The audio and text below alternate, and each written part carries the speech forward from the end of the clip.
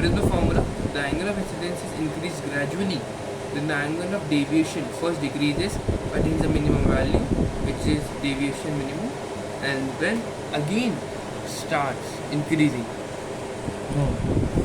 This is the graph, and then when angle of deviation, angle of incidence, emergent ray, incidence ray is equals to emergent ray. Angle of incidence is equal to angle of emergent ray, then it is a minimum deviation. Minimum deviation is said. And when it's not equal, then it's normal deviation.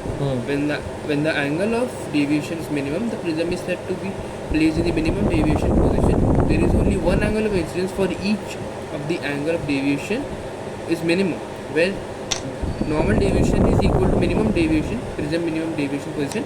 Emergent ray is equal to incident ray, which is R2 is equal to R1. So we can denote it as first equation. Since R1 plus R2 is equal to A, it implies that R plus R is equal to A or R is equal to A by 2. Also we have A plus del is equal to I plus E. We can denote that as equation 2. Putting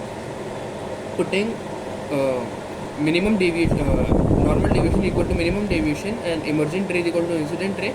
In equation 2 we get A plus minimum deviation is equal to I plus I. I is equal to A plus minimum deviation upon 2. So we can apply Snell's law here, which is mu is equal to sin I upon sin R. We'll put the value of I and R. So sin A plus minimum deviation upon 2 upon sin A by 2. This is called prism formula. And for thin prisms, that is A is very small, the value of minimum deviation is also very small.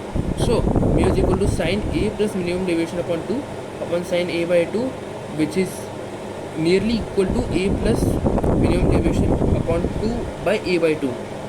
So minimum deviation is equals to mu minus 1 into